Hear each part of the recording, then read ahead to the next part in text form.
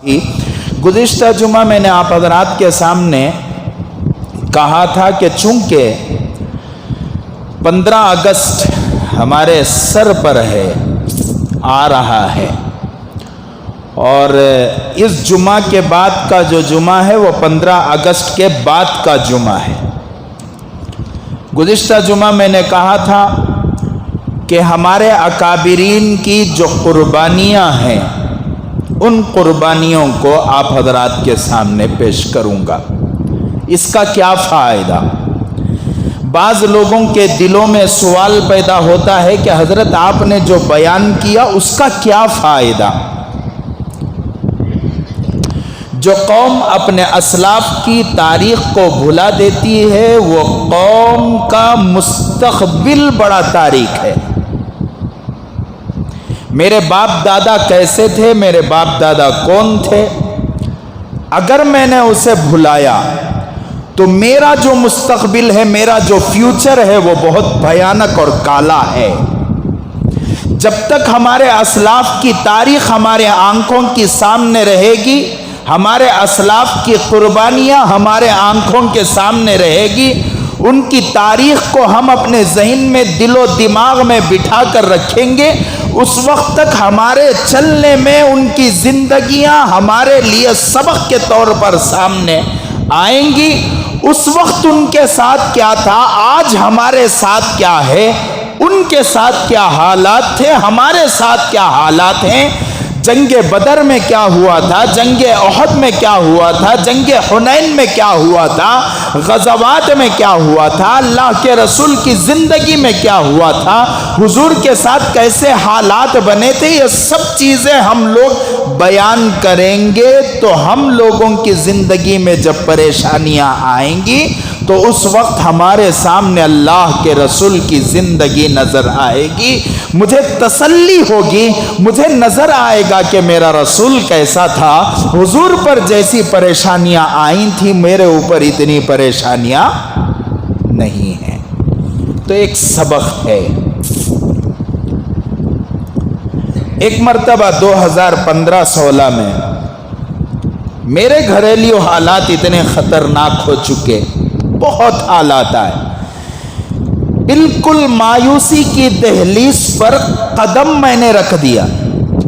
एक आलिम होकर बता रहा हूं, मैं मिसाल के तौर पर अपना ही वाक़या पेश कर रहा हूं, ताकि अपना वाक़या समझाने में जितना आसान होगा दूसरे वाक़यात को बयान कर कर मुझे समझाने में ज़रा परेशानी है, इसलिए मैं बता। कुछ घरेलू हालात इतना तंग कर चुके थे कि अब मुझे मायूसी की दहलीज पर मैं कदम रख चुका था। अल्लाह हिफाजत फरमाए मायूस होने वालों से। कर्ज का बोझ है, बीमारी का बोझ है, परेशानियों का बोझ है, रिश्तेदारों की तरफ से हालात हैं, नौजवानी के आलम में बीवी की तरफ से हालात हैं, ससुर की तरफ से हालात हैं, ससुराल की तरफ से हालात हैं, लड़की पर हालात हैं, लड़के पर हालात हैं। उस वक्त उनके सामने अगर ये हो जाए कि हुजूर की ज़िंदगी आ जाए तो फिर ज़िंदगी को गुजारना आसान हो जाएगा, बराबर। तो ऐसे हालात बने, रात में सोते हुए आंखों से आंसू जारी थे, तरह तरह के ख्यालात आ रहे थे, दिल के अंदर ये गुमान आया, काश मैं मर जाता तो कितना अच्छा होता। ये कब बोलता है, ये कब? लास्ट मायूसी के आलम में क्या करता इंसान, काश ये दिन देखना ना पड़ता, मैं मर जाता तो कितना अच्छा होता। अकेलापन, जिसके माँ बाप सामने ना हो, जिसके रिश्तेदार सामने ना हो, परेशान हाल नौजवान। अब क्या करेगा? अब अगला लटक को मरना जायज नहीं, ट्रेन के नीचे सोना जायज नहीं, डूब को मरना जायज नहीं, कम से कम वो ख्याल मर जाता तो कितना अच्छा होता। اللہ گواہ ہے، میں ہمارے اساتذہ اکرام، میرے ماں باپ کی دعائیں، اساتذہ کی جوتیوں کا صدقہ، فوراً میرے سامنے حضور صلی اللہ علیہ وسلم کی زندگی آئی. میں نے رسول اللہ کی زندگی میں اپنے چہرے کو دیکھا اور دل میں یہ خیال آیا، حضور کی زندگی سے مصائب، اس سے زیادہ مشکلات میری زندگی میں. تسلی ہو گئی، بستر سے اٹھا، فوراً 2 رکعت میں نے نماز پڑھی، اللہ سے دعا کیا، اے اللہ دل کی تسلی تیرے نبی کی سیرت سے مجھے مل رہی ہے. پیارے اللہ میری گزارش سن لینا کہ میری زندگی میں بھی سکون عطا کرنا. چند ہی دن گزرے تھے، اللہ تعالیٰ نے سکون عطا فرمائی. تو یہ جو ہوتا ہے نا، پرانے اللہ والوں کی زندگیاں، انبیاء کی زندگیاں ہماری زندگیوں سے جوڑ کر ان سے تسلی حاصل کی جائے، سبق حاصل کیا جائے. تو اس لیے کیا کیا جاتا ہے، ہمارے اسلاف کی تاریخ کو بیان کیا جاتا ہے. تو میں نے یہ باتیں کیوں کہیں حضرت، یہ 15 اگست کی قربانیاں بیان کر کو کیا فائدہ.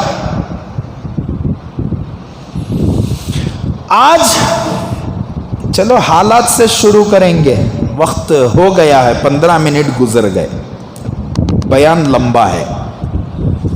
یہ دیکھو، یہ اور یہ تو میں جہاں سے لے کر آیا تھا وہاں، تو اب تو وہ بیان نہیں کر سکتا، لیکن مختصر کر دوں. آج کے حالات میں کوئی آدمی میرے گھر پر چڑھائی کرے، میرے دل پر کیا گزرے گی.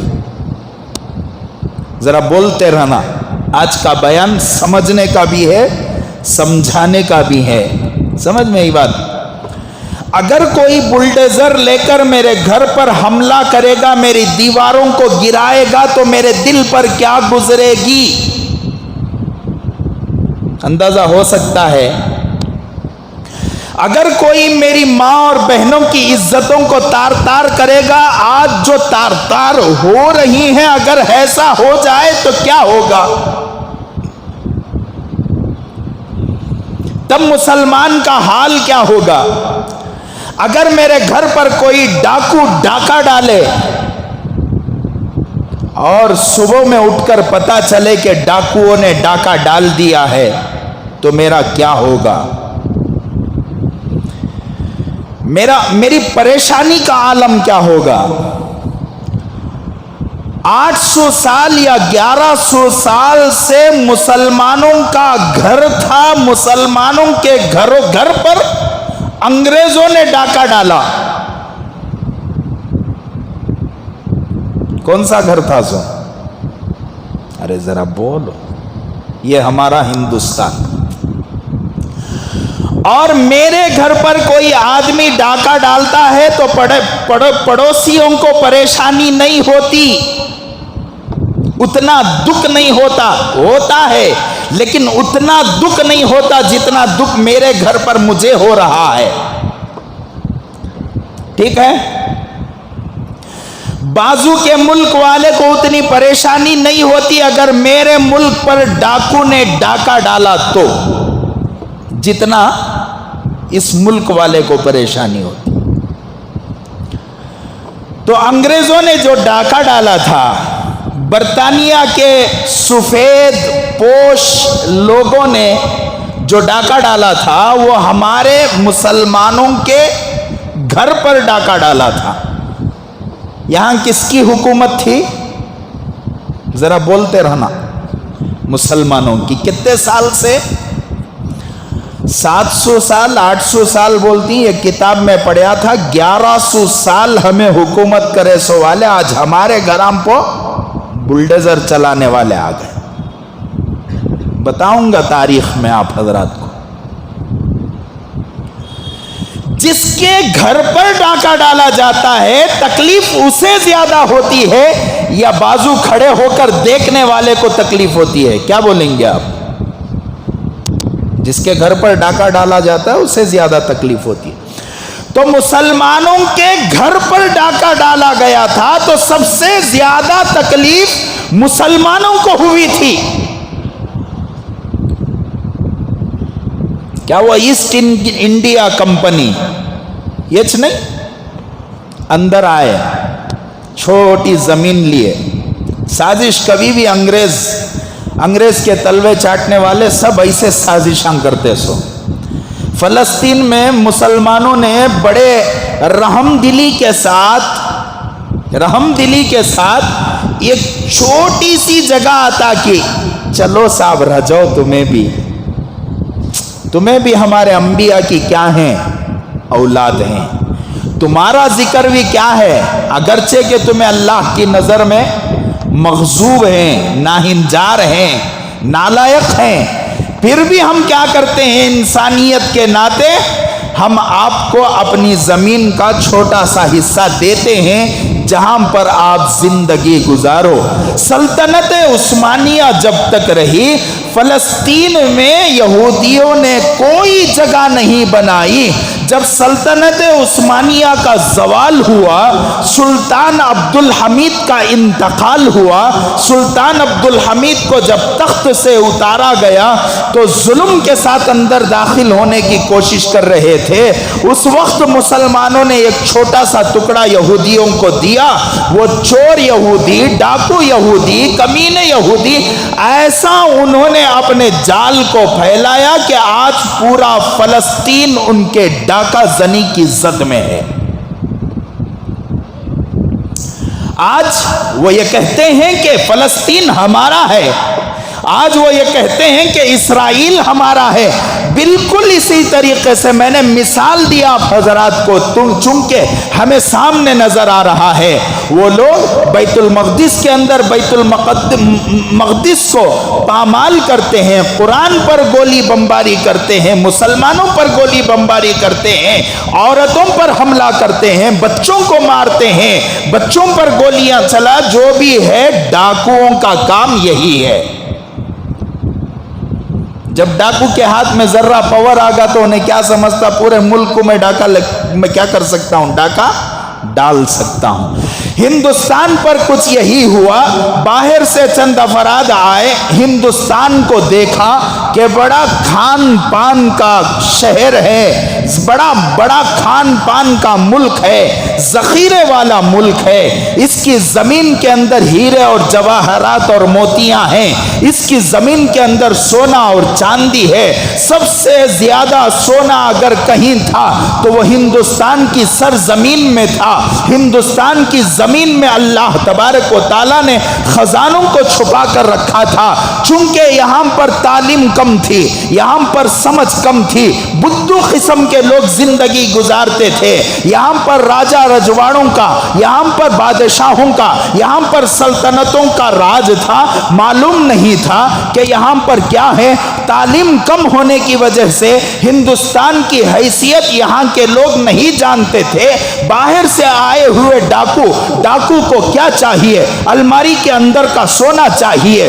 डाकू को क्या चाहिए, तिजरी में रखा हुआ पैसा चाहिए। डाकू को क्या चाहिए, कमरे के अंदर का माल चाहिए, दौलत चाहिए। डाकू को क्या चाहिए, बैंक पर डाका डालेगा, वो बैंक के जो है कैश को नहीं देखेगा, बैंक की वो कंप्यूटर टेबल्स को नहीं देखेगा। वो सबसे पहले अंदर छुपी हुई रूम में दाखिल होगा, वहां पर जाकर देखेगा कि वहां कितना खजाना रखा हुआ है। इसी तरीके से अंग्रेज जब यहां पर आए, धीरे धीरे आए, देखा कि हिंदुस्तान की सरजमीन में बहुत कुछ सोना बाकी है, बहुत कुछ ऐसा है जिसे हम अगर हासिल करना है, हम लोगों को हासिल करना है तो हमें हिंदुस्तान पर यलगार करना पड़ेगा, हिंदुस्तान को कब्जे में लेना पड़ेगा, हिंदुस्तान को फतह करना पड़ेगा।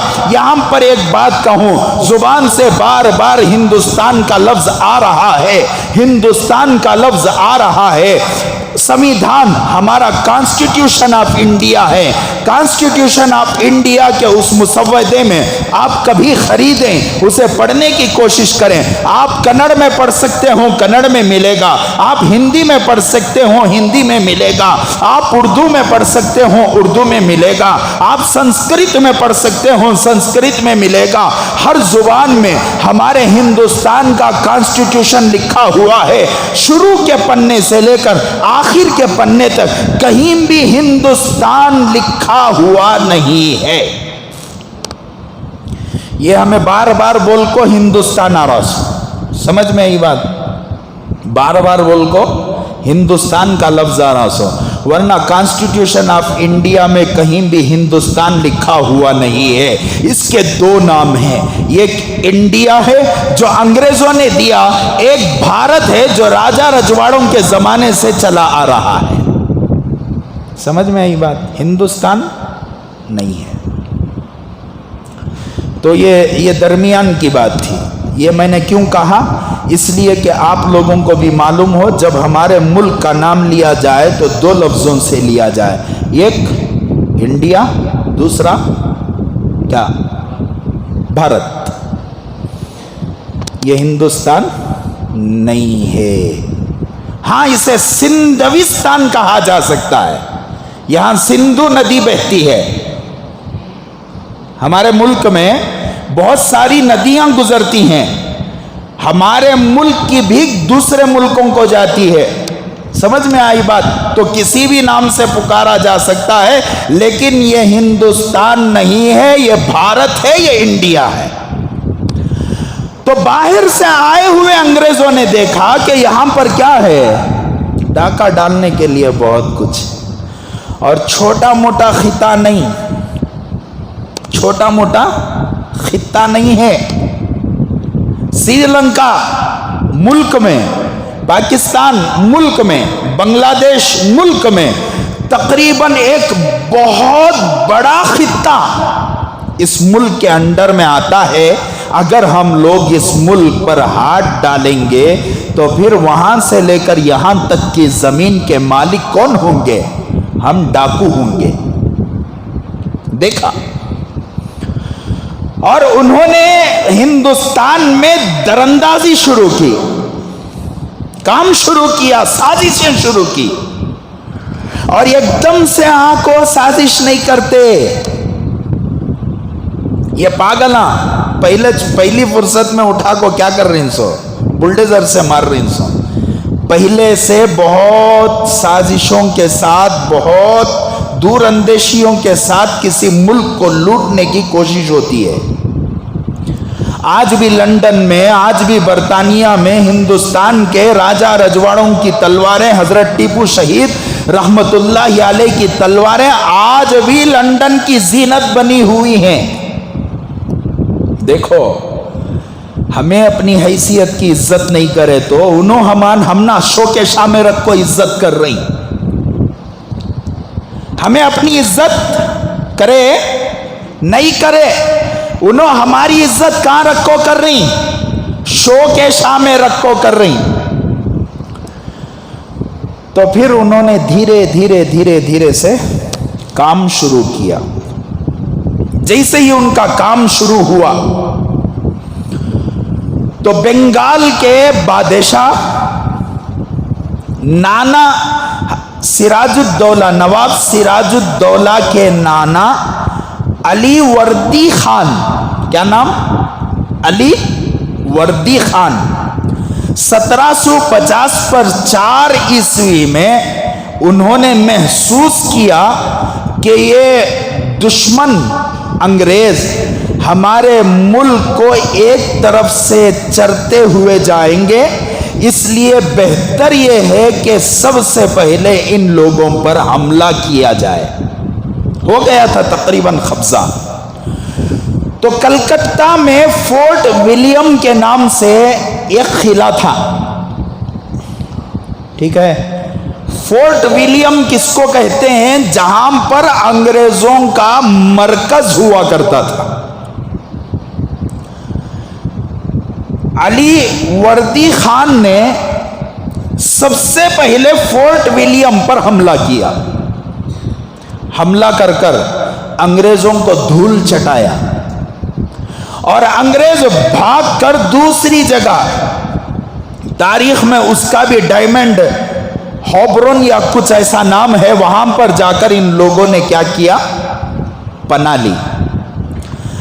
جیسے ہی علی وردی خان کا انتقال ہوا تو ان کی سلطنت اور ان کی جگہ پر نواب سراج الدولہ کو بٹھایا گیا۔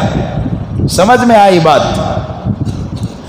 نواب سراج الدولہ نے بھی 2 سال کے بعد پھر سے انگریزوں کے ساتھ لڑائی لڑی۔ سب سے پہلے آزادی کا جو لقب ہندوستان کو، انڈیا کو، بھارت کو عطا کیا وہ سراج الدولہ کا لفظ تھا، ہمیں آزادی چاہیے۔ آج لال قلعے پر کھڑے ہو کر، آج تاج محل کے سامنے کھڑے ہو کر، آج کسی بھی استان پر اور پارلیمنٹ میں اور جہاں بھی آزادی کا لفظ استعمال کر کر مسلمانوں کو نشانے پر لیا جاتا ہے اور مسلمانوں کو برا بھلا کہا جاتا ہے۔ خدا وحدہ لا شریک کی قسم، اس لفظ کا ایجاد مسلمان نے کیا تھا، اس مسلمان کا نام سراج الدولہ تھا۔ سمجھ میں آئی بات؟ چلتے چلتے چلتے نواب سراج الدولہ نے انگریزوں کو ہرانے کی کوشش کی تو 1750 پر ساتھ میں انہی کے دارالسلطنت پر انگریزوں نے حملہ کیا۔ چونکہ نانا نے ایک مرتبہ انگریزوں کو شکست دی تھی تو انگریزوں کے دلوں میں ایک لاوا تھا کہ نانا کو تو شکست نہیں دے سکے، لیکن اس کی جگہ پر بیٹھے ہوئے سراج الدولہ کو شکست دی جائے۔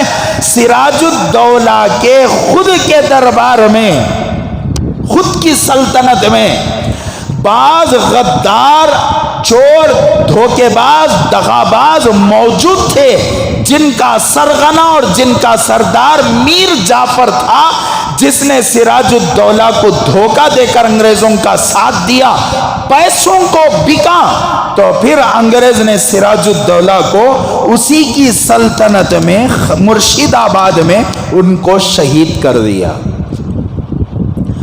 یہاں پر رک کر میں ایک بات کہوں کہ ہمیشہ مسلمانوں کو کسی سے تکلیف ہوئی ہے تو وہ غیروں سے نہیں، بلکہ مسلمانوں میں روپوش منافقوں سے تکلیف پہنچی ہے۔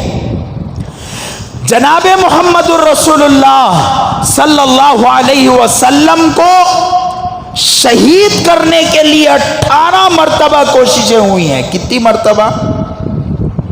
18 مرتبہ، اور تقریباً پونی کوششوں کے پیچھے، تقریباً 10-12 کوششوں کے پیچھے کہیں نہ کہیں منافقوں کا ہاتھ ہے، کہیں نہ کہیں منافقوں کا ہاتھ ہے۔ آج بھی مسلمانوں میں چند ایسے منافق ہیں جو ٹی وی ڈیبیٹوں میں بیٹھ کر قرآن اور حدیث کو توڑ مڑوڑ کر پیش کرتے ہیں۔ مسلمانوں کی داڑھی پر بات اٹھایا، مسلمانوں کے جھبوں پر اور ٹوپیوں پر بات اٹھایا، مسلمانوں کی اذانوں پر بات اٹھایا، مسلمانوں کی مسجدوں کی تبدیلی پر بات اٹھایا، مسلمانوں کے جو ہے تعدد ازواج 2-2 3-3 شادیوں پر بات اٹھایا، مسلمانوں کے طلاق اور حلالہ پر بات اٹھایا۔ یہ ساری باتوں کو کرنے والے مسلمانوں کے درمیان میں زندگی گزارنے والے منافقوں کی کارستانی ہے، ورنہ مسلمانوں کا کوئی مسئلہ آج سے جو ہے 2014 سے پہلے کسی کو معلوم نہیں تھا۔ حلالہ کیا ہے، طلاق کیا ہے، 3 طلاق کیا ہوتی ہے، حلالہ کیا ہوتا ہے، مسلمانوں کی عورتوں کے مسائل کیا ہیں، کسی کو معلوم نہیں تھا۔ قرآن اور حدیث کو ان لوگوں کے درمیان میں لیک کرنے والے وہی لوگ تھے جنہوں نے قرآن اور حدیث کو مختصر طور پر پڑھا تھا۔ آج آپ دیکھیں گے کہ ہندوستان کی تاریخ کو بیان کرنے کے لیے یا اسلام کی تاریخ کو بیان کرنے کے لیے یا مسلمانوں کے مسائل کو بیان کرنے کے لیے ٹی وی ڈیبیٹوں میں ایکسپرٹس کو نہیں بلایا جاتا؟ صاحب دماغ کا اگر آپریشن کرنا ہے تو دماغ کے ڈاکٹروں کو بلا کر بٹھانا پڑے گا اور پوچھنا پڑے گا کہ دماغ میں کیا پریشانی ہے، کہاں خون جمع ہوا ہے، کون سی رگ میں پریشانی ہے۔ اگر آپ کو اسپائن میں پریشانی آتی ہے، پیچھے ریڑھ کی ہڈی میں پریشانی آتی ہے، اس کے اسپیشلسٹ کو بلایا جائے گا، بٹھا کر ڈسکس ہوگا۔ اگر کسی کو بون کی پریشانی ہے، ہڈیوں کی پریشانی ہے، اس کے ایکسپرٹس کو بلایا جائے گا، بٹھا کر ان سے ڈسکس کیا جائے گا۔ لیکن یہاں پر ٹی وی ڈیبیٹس کے اندر مسلمانوں کے مسائل کے ایکسپرٹس کو نہیں بلایا جاتا، علماء کو نہیں بلایا جاتا۔ علماء میں بھی ان کو بلایا جاتا ہے جن کی دور اندیشی نہیں ہے، جن کو آدھا علم ہے۔ جو لوگ پیسوں کے لیے اپنے ضمیر کو بیچتے ہیں، 5,000 10,000 کے لیے جا کر ٹی وی ڈیبیٹوں میں بیٹھتے ہیں، جواب دے نہیں پاتے، ایک بے حیا عورت کا جواب نہیں دے پاتے، وہاں پر عورتیں مارتی ہیں، وہاں پر عورتیں ان پر حملہ کرتی ہیں، اور پھر جو ہے ان کو ذلیل ہو کر ٹی وی ڈیبیٹ سے باہر نکالا جاتا ہے۔ یہ بھی یہی کچھ ہو رہا نا، جس کی وجہ سے اسلام کیا ہے؟ بدنام ہے۔ جو سب سے زیادہ اگر اسلام کو کسی سے نقصان پہنچا تو وہ میر صادق کی ناجائز اولادوں سے پہنچا، میر جعفر کی ناجائز اولادوں سے پہنچا۔ گزشتہ جمعہ بھی میں نے کہا تھا، خدا را اپنی شریعت پر جمے رہنا، کسی کے سامنے گھٹنے نہ ٹیکنا۔ بہت جگہ سے ڈاکو آئیں گے، مستقل طور پر اسلامی ڈسکس کے نام سے ٹی وی ڈیبیٹ بنایا گیا، جس کے اندر ایک ایکس مسلم بول کر کسی کو بلایا جاتا ہے، بٹھایا جاتا ہے، بالمقابل آدھے عالم کو بٹھایا جاتا ہے جس کا جواب نہیں، جسے جواب دینا نہیں آتا۔ ایسے آدھے عالم کو بٹھایا جاتا ہے، وہاں سے ایک سوال کرتا ہے، وہ ایکس مسلم کے پاس بھیجتا ہے، ایکس مسلم جو ہے اس کا جواب دیتا ہے، قرآن سے جواب دیتا ہے، حدیث سے جواب دیتا ہے، پھر اس کا جواب یہاں سے مانگا جاتا ہے۔ چونکہ آدھا عالم ہے، مکمل عالم نہیں ہے، مکمل عالم ہے تو بھی تحقیق نہیں ہے، جواب دے نہیں پاتا، اسلام کی ہار محسوس کی جاتی ہے اور کفر کی جیت محسوس ہوتی ہے۔ تو مطلب کیا ہوا؟ سب سے زیادہ مسلمانوں کو تکلیف کہاں سے ہے؟ جو ہمارے درمیان کے منافقین سے ہے۔ حضرت ٹیپو شہید رحمت اللہ علیہ، میر جعفر، اچھا آؤں گا میں، سراج الدولہ کے بعد ایک لمبی تاریخ ہے، میں مختصر بتا کر آگے بڑھوں۔ سراج الدولہ کے بعد آزادی کا صحرا اگر حضرت ٹیپو سلطان شہید رحمت اللہ علیہ اور حضرت حیدر علی کا نام نہ لیا جائے تو پھر آزادی کی تاریخ مکمل نہیں ہوگی۔ آج لوگ کہتے ہیں کہ ٹیپو سلطان شہید رحمت اللہ علیہ، اللہ حفاظت فرمائے، اللہ حضرت کی قبر کو نور سے منور فرمائے، اللہ جنت کے باغوں میں سے حضرت کی قبر کو باغ بنائے، اللہ تعالیٰ کروٹ کروٹ جنت نصیب فرمائے، اعلیٰ علیین میں جگہ عطا فرمائے۔ آج ہندوستان کے اندر جتنے مسلمان، جتنے غیر مسلم سانس لے رہے ہیں، یہ حضرت ٹیپو سلطان شہید رحمت اللہ علیہ، ان کی ذات کا، ان کی اولاد کا، ان کے مال کا، ان کی سلطنت کی قربانی کا نتیجہ ہے جو آج ہم لوگ امن کی سانس یہاں پر لے پا رہے ہیں۔ حضرت حیدر علی رحمت اللہ علیہ اور حضرت ٹیپو سلطان شہید رحمت اللہ علیہ، ٹیپو بولے تو ایک وہ داڑھی نکال کو، انہیں پروگرام میں کون کی ہے نا، انہیں نہیں ہے ٹیپو سلطان۔ کسی اللہ والے نے خواب میں حضرت ٹیپو سلطان شہید رحمت اللہ علیہ کو دیکھا، فرمایا کہ حضرت ٹیپو سلطان شہید رحمت اللہ علیہ کے چہرے پر مجھے داڑھی نظر آ رہی تھی۔ حضرت ٹیپو سلطان شہید رحمت اللہ علیہ یہ ایک اللہ والے انسان تھے. ہو سکے تو میری گزارش ہے میری اس بات کو دور دور تک پہنچانا، جہاں تک جا سکتی ہے میری بات کو پہنچانا، اس لیے کہ حضرت ٹیپو سلطان شہید رحمت اللہ علیہ نے حضرت حیدر علی کے ساتھ مل کر 1780 پر 2 میں جنگیں لڑی ہیں. 4 جنگیں لڑی. کتنی جنگیں؟ 4 جنگیں. باپ بیٹے نے 4 جنگیں لڑی. 1780 پر 2 میں حضرت ٹیپو سلطان شہید رحمت اللہ علیہ حکمران بنے. اور یہاں پر روک کر درمیان میں ایک بات کہوں، حضرت ٹیپو سلطان شہید رحمت اللہ علیہ نے سب سے پہلی جو جنگ لڑی، اس وقت حضرت ٹیپو سلطان کی عمر کیا تھی معلوم؟ کیا تھی اندازہ؟ 25 سال، 30 سال، 18 سال، تقریباً 18 سال کی عمر تھی. جس عمر میں نوجوان بچہ زندگی کے نشیب و فراز کو، اونچ نیچ کو نہیں پہچان سکتا، اس زندگی میں حضرت ٹیپو سلطان شہید رحمت اللہ علیہ تقریباً 25,000 فوج کے کمانڈر تھے. ہمارے نوجوان بھی لڑتے ہیں. کہاں؟ پب جی میں. آج ہمارے نوجوانوں کو اپنی جوانی کی قدر نہ ہونے کی وجہ سے حالات اتنے برے ہیں.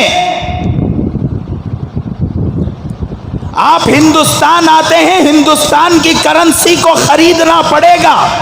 آپ پاکستان جاتے ہیں، پاکستان کی کرنسی کو خریدنا پڑے گا. آپ چائنا جاتے ہیں، چائنا کی کرنسی کو خریدنا پڑے گا. آپ امریکہ جاتے ہیں، آپ کو امریکہ کی کرنسی خریدنا پڑے گا. آپ انڈونیشیا جاتے ہیں، انڈونیشیا کی کرنسی کو خریدنا پڑے گا. آپ ملیشیا جاتے ہیں، آپ کو ملیشیا کی کرنسی خریدنا پڑے گا. آپ جو ہے کینیڈا جاتے ہیں، آپ کو کینیڈا کی کرنسی خریدنا پڑے گا. آپ سعودی جاتے ہیں، آپ کو سعودی عرب کی کرنسی خریدنا پڑے گا. آپ دمام اور قطر جاتے ہیں، وہاں کی کرنسی کو خریدنا پڑے گا. آپ اگر گاندھی جی کی اس نوٹ کو سعودی میں چلانا چاہیں، وہاں کا دکان والا ایکسپٹ نہیں کرے گا. اگر آپ چائنا میں چلانا چاہیں، وہاں ایکسپٹ نہیں ہوگا، وہاں قبول نہیں کیا جائے گا. اسی طریقے سے آخرت کی کرنسی، اللہ تبارک و تعالیٰ کی کرنسی، اللہ کے یہاں کی کرنسی، جنت کی کرنسی ہمارے اعمال ہیں. اگر اعمال نہیں ہیں تو پھر وہاں کیا چلے گا؟ دنیا میں ایک جگہ سے دوسری جگہ جاتے ہیں تو کرنسی بدلانا، اور آخرت میں جاتے ہیں تو بغیر کرنسی وہاں چلے جائیں تو پھر بیڑی کیسا رے باوا پیتا، سگریٹ کیسا پیتا، پانا کیسا کھاتا، صبح سے لے کو شام تک 420 پان ہونا نا، 420 آدمی کانکا کی وہاں جا کو کیسا کھاتا. جنت میں اللہ تبارک و تعالیٰ داخلہ نصیب فرمائیں گے. اگر داخل ہونا تو کرنسی ہونا، جنت کا پاس ہونا. جنت کا پاس کیا ہے؟ ہمارے چہرے کی داڑھی ہے. جنت کا پاس کیا ہے؟ رسول اللہ کا لباس ہے. جنت کا پاس کیا ہے؟ ہمارا گردہ ہے. جنت کا پاس کیا ہے؟ جنت کا پاس حضور صلی اللہ علیہ وسلم کی سنتیں ہیں. جنت کا پاس کیا ہے؟ قرآن کی تعلیمات ہے. جنت کا پاس کیا ہے؟ صحابہ اکرام کا نقش قدم ہے. جنت کا پاس کیا ہے؟ رسول اللہ کا عشق ہے. جنت کا پاس کیا ہے؟ اللہ کی فرما برداری ہے. جنت کا پاس کیا ہے؟ ایمانداری ہے. جنت کا پاس کیا ہے میرے دوستو؟ جنت کا پاس رسول اللہ کی زندگی ہے. اور ہم لوگ اپنی زندگی میں ذرا جھانک کر دیکھیں، ٹیپو سلطان کا نام آتے ہی سینہ چیر کو میدان میں خود کو پڑتا نا. میلاد کے وہ کیا بولتے، میلاد کے جلوس میں حضرت ٹیپو سلطان کی میوزک بجاتا نا ناچ ناچ کو حضرت ٹیپو سلطان کی جینتی کے موقع پر ناچ کر مسلمان خوشی مناتا ہے. سوچ کر دیکھ میرے نوجوان، میرے پیارے نوجوان، حضرت ٹیپو سلطان شہید رحمت اللہ علیہ کی زندگی تیری داڑھی منڈھی زندگی کی طرح نہیں تھی. کون تھا معلوم؟ حضرت ٹیپو سلطان جس وقت سری رنگ پٹن کی مسجد اعلیٰ کا افتتاح ہوا، جسے آج فرقہ پرست اپنی مسجد اپنی مندر کہنے پر تلے ہوئے ہیں، اللہ غارت فرمائے، اللہ نیست و نابود فرمائے. حضرت ٹیپو سلطان شہید رحمت اللہ علیہ نے اس مسجد کا افتتاح کیا. دل پر ہاتھ رکھ کر ابھی یہی توبہ کرو کہ میں ٹیپو سلطان کی طرح کی زندگی گزاروں گا. اگر ٹیپو سلطان ہماری زندگیوں میں نہیں آیا تو بلڈوزر تو ضرور ہماری زندگیوں میں آئے گا. ہمارے دکانوں پر چڑھے گی. جب میوات میں ہو سکتا ہے، جب یو پی میں ہو سکتا ہے، جب کسی ہندوستان کے کسی جگہ پر ہو سکتا ہے، مدارس پر چڑھایا جا سکتا ہے، مساجد کے کمپاؤنڈوں پر چڑھایا جا سکتا ہے، مسلمانوں کے دکانوں پر چڑھایا جا سکتا ہے، ملک کے کسی حصے میں چڑھایا جا سکتا ہے، تو ہمارا کرناٹک میوات سے دور نہیں ہے. حضرت حل کیا حضرت؟ اسی واقعے میں ایک واقعہ آپ کو بتا کر حضرت ٹیپو سلطان پر آؤں. حضرت شیخ الہند رحمت اللہ علیہ، حضرت محمود حسن دیوبندی رحمت اللہ علیہ، حضرت کو انگریز نے قید کر لیا. حضرت کی پیٹھ پر خادم نے کہا کہ حضرت کی پیٹھ پر حضرت خباب کی طرح کی پیٹھ نظر آ رہی تھی. کیا غرض تھا ان اللہ والوں کو ہمارے لیے تڑپنے کا؟ کیا غرض تھا ان اللہ والوں کو کہ اپنی پیٹھ جلوائیں؟ حضرت شیخ الہند رحمت اللہ علیہ کی پیٹھ پر عصر کے بعد سے صبح تک انگریز کمینہ گرم سلاخیں لے کر حضرت کی پیٹھ پر داغا کرتے تھے. کتابوں میں لکھا ہے کہ اس سلاخ کی گرمی کو حضرت شیخ الہند رحمت اللہ علیہ کا خون ٹھنڈا کرتا تھا. حضرت نے موت تک اپنی پیٹھ کو کسی کو نہیں دکھایا،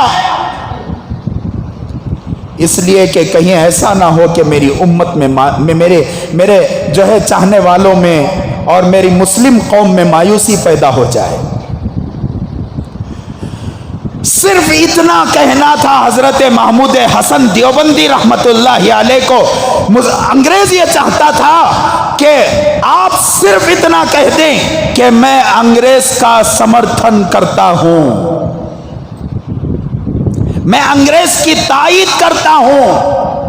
حضرت نے نہیں کیا، کہا کہ میں تیرے منہ پر تھوکتا ہوں، میں تیرے اوپر لعنت برساتا ہوں. جس نے غریبوں کو مارا ہو، جس نے غریبوں پر ظلم کیا ہو، جس نے میرے ملک پر آنکھ ڈالی ہو، ایسے کمینے کو میں کبھی اپنا سمرتن نہیں دوں گا، میں اپنی تائید نہیں دوں گا. حضرت کو صبح سے لے کر شام تک تکلیفیں پہنچائی جاتی، ایسی تکلیفیں پہنچائی جاتی. کیا غرض تھا حضرت شیخ الہند رحمت اللہ علیہ کو اپنی پیٹھ جلانے کا، مار کھانے کا؟ کیا مسلمان نہیں سمجھتے ہمارے اللہ والوں کی پریشان، ہمارے اللہ والوں کی قربانیاں کیسی تھیں؟ میرے دوستو، آخر میں حضرت شیخ الہند رحمت اللہ علیہ کے جیل میں یہ کھجدے کو لا کر چھوڑ دیا گیا. کیا کرنا ہے؟ حضرت کے خادم نے کہا کہ حضرت یہ تو موذی جانور ہے. حضرت ڈر گئے، گھبرا گئے. حضرت کے خادم نے کہا کہ حضرت تاریخ میں لکھا جائے گا کہ شیخ الہند اور اس کے خادم کو یہ کھجدے نے اپنے جسم میں دبوچا اور کھا لیا. ہماری قربانی کو حجدے کے پیٹ پر ختم کی جائے گی. حضرت اب کیا کیا جائے؟ تو حضرت شیخ الہند رحمت اللہ علیہ نے فرمایا پریشان ہونے کی ضرورت نہیں، اللہ ہمارے ساتھ ہے۔ حضرت نے فوراً لا الہ الا اللہ، لا الہ الا اللہ کی ضربیں لگائیں، جھومتے رہے۔ حجدے نے بیٹھ کر حضرت کے اس ورد کو دیکھا، کئی گھنٹوں تک دیکھا۔ اس کے بعد فرماتے ہیں کہ حجدہ بھی جھومنے لگا، یہاں تک کہ حجدے نے لا الہ الا اللہ کی وردیں لگائیں، اور آخر میں اللہ کی محبت میں وہیں پر حجدہ بھی شہید ہو گیا۔ یہ اثر ہوتا ہے ہمارے نیک اعمال کا، یہ اثر ہوتا ہے ہمارے اچھے اعمال کا، یہ اثر ہوتا ہے ہماری سچائی کا، یہ اثر ہوتا ہے ہمارے جھوٹ سے دور جانے کا، یہ اثر ہوتا ہے کفار پر، دشمن پر، کہ مسلمان اگر راہ راست پر آ جائے۔ میں قسم کھاتا ہوں اللہ کی اس مسجد سے، ممبر رسول سے بازو بیٹھ کر میں قسم کھاتا ہوں کہ مسلمان اگر 5 وقتہ نمازی ہو جائے، مسلمان رسول اللہ کی سنتوں پر عمل کرنے والا ہو جائے، مسلمان واقعی میں اللہ کے ولیوں کو ماننے والا ہو جائے، خدا کی قسم کبھی کفر ہمارے سامنے کھڑا نہیں ہوگا۔ حل یہی ہے کہ مسلمان صحیح راستے پر آ جائے، حل یہی ہے کہ مسلمان قرآن والا ہو جائے، حل یہی ہے کہ مسلمان حدیث والا ہو جائے، اس کے بعد تمہارا تھوک بھی اتنا خطرناک ہوگا۔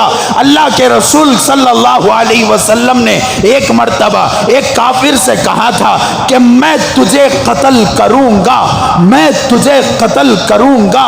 اس وقت میدان میں لڑتا ہوا اللہ کے رسول کی تلوار لگی، اللہ کے رسول کی تلوار لگی، کراہتا ہوا۔ کتابوں میں لکھا ہے کہ گدھے کی سی آواز آ رہی تھی، وہ میدان سے باہر نکلا۔ کفار نے کہا، کفار کے سرداروں نے کہا ارے تجھے کیا ہو گیا، اتنی گندی آواز کیوں نکالتا ہے؟ تو کہا پتا ہے تمہیں یہ کس نے مجھے مارا ہے؟ کا پوچھا کون ہے؟ کہا کہ محمد الرسول اللہ صلی اللہ علیہ وسلم ہے، اگر میرے اوپر تھوک بھی دیتے تو میں وہیں پر مر جاتا۔ تو میں کہنا یہ چاہتا ہوں جب مسلمان صحیح راستے پر آتا ہے تو مسلمانوں کو تلوار اٹھانے کی، مسلمانوں کو ہتھیار اٹھانے کی ضرورت نہیں ہے۔ مسلمان کا تھوک بھی اتنا پاورفل ہوگا کہ ہمارے سامنے کفر نہیں کھڑے گا۔ کریں گے انشاءاللہ۔ زندگی نمازوں والی زندگی گزارو، روزوں والی زندگی گزارو۔ کل قیامت کے دن، ابھی صبح میں میرے خاص دوست، میرے ابا کے دوست، ہمارے دوست 40 سال 45 سال کی عمر میں دنیا سے رخصت ہو گئے۔ 3 ہفتے پہلے 40 پر 8 سال کی عمر میں میرے سالے صاحب کو میں نے اپنے آنکھوں سے دفن ہوتا ہوا دیکھا ہے۔ کسی کی عمر کا کوئی لحاظ نہیں، موت جب آئے گی، جہاں آئے گی، جیسے آئے گی، اچک کر لے جائے گی، مہلت نہیں ہوگی۔ وہاں پر کوئی یہ نہیں کہہ سکتا کہ اسرائیل ذرا کھڑ جاؤ، میری داڑھی آنے دو، اس کے بعد مجھے اٹھا لینا۔ اسرائیل کھڑے ہو جاؤ، ذرا انتظار کر لو، میں تھوڑا دھوکے سے پیچھے ہٹ جاؤ۔ اللہ حضرت اسرائیل انتظار نہیں کریں گے۔ کبھی ٹی وی کے سامنے بیٹھا ہوگا اور حضرت اسرائیل علیہ السلام حاضر ہو جائیں گے۔ وہاں یہ کہا نہیں جا سکتا کہ اسرائیل ریموٹ میرے ہاتھ میں ہے، تھوڑا سا میں ٹی وی آف کر لوں اور تم میری روح کو قبض کر لینا، ہو نہیں سکتا۔ موت جب آئے گی جاتے رہنا پڑے گا، کہیں ایسا نہ ہو کہ ہمارا شمار غیروں کی لیسٹ میں ہو جائے۔ اپنی زندگی میں ٹیپو سلطان کو اتارو۔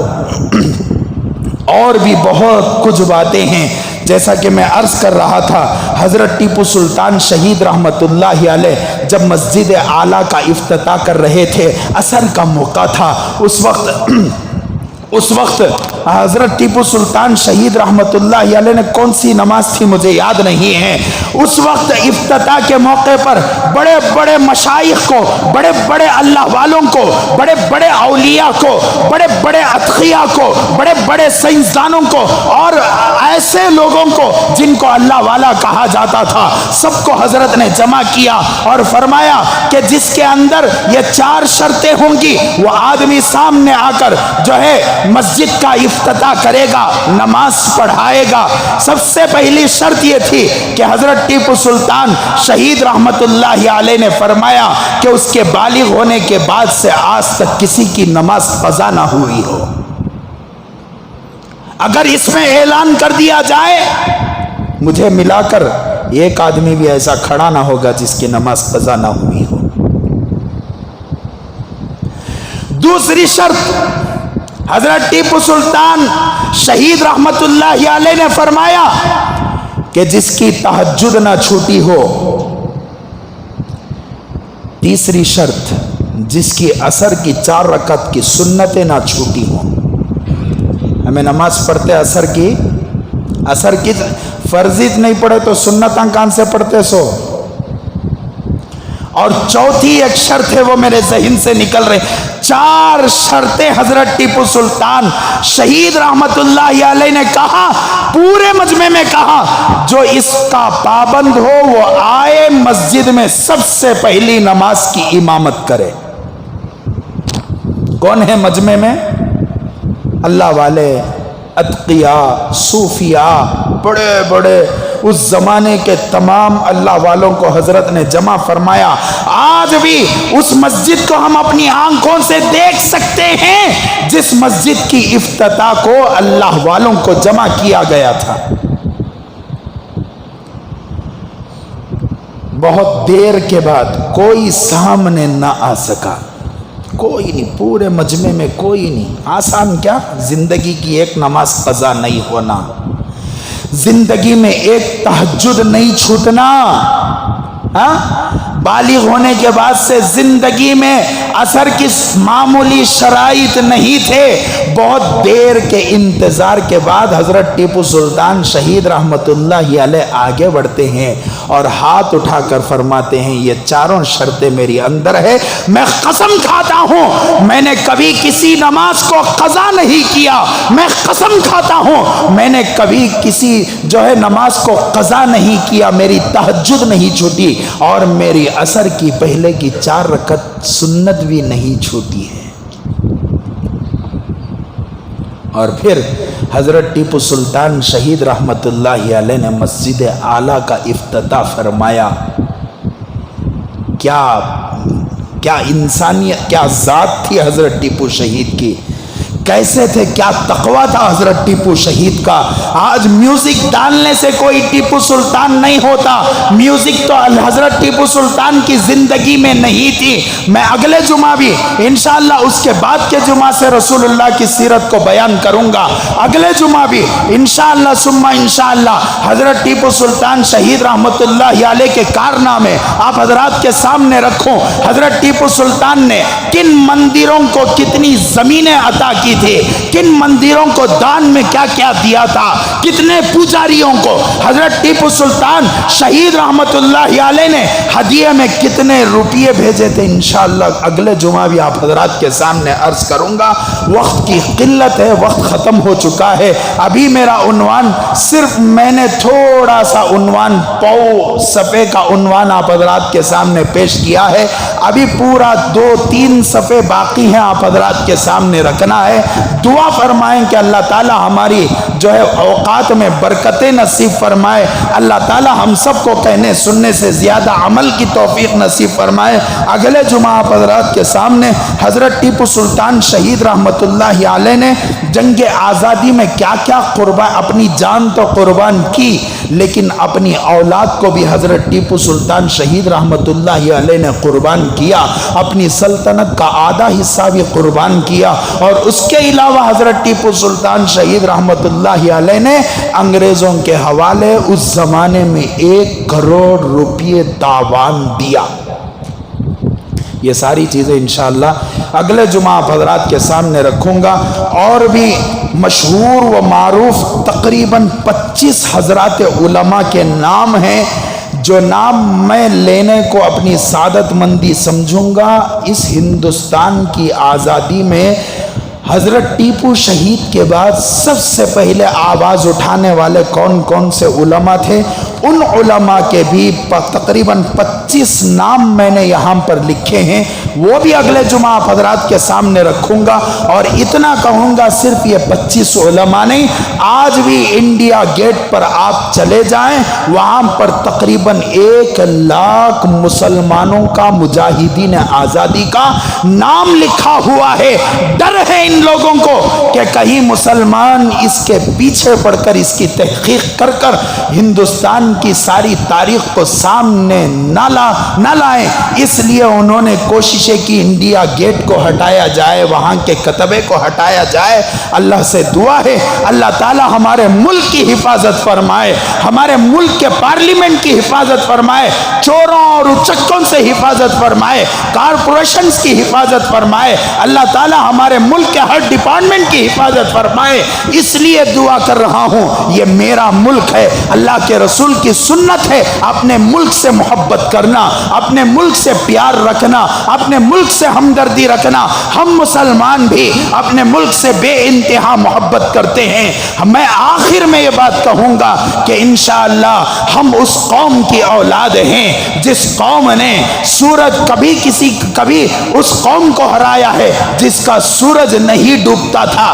انشاءاللہ اگر موقع پڑے، موقع آئے، ملک پر کوئی انگلی اٹھائے اور ملک کے واسیوں پر کوئی انگلی اٹھائے، دوبارہ مسلمانوں میں اتنی ہمت ہے، ہمارے علماء میں اتنی ہمت ہے کہ ہم لوگ دوبارہ ریشمی رومال کو لائیں گے، دوبارہ شاملی کا معرکہ ہم دوبارہ دوہرا سکتے ہیں۔ دعا فرمائیں، سب سے پہلے ہم اپنے نفس کے ساتھ لڑیں، اپنے خواہشات کو قربان کریں، یہاں سے نیت لے کر اٹھے کہ میں انشاءاللہ ایک مشت داڑھی کم از کم اپنی زندگی میں رکھوں گا، موت سے پہلے چھوڑوں گا۔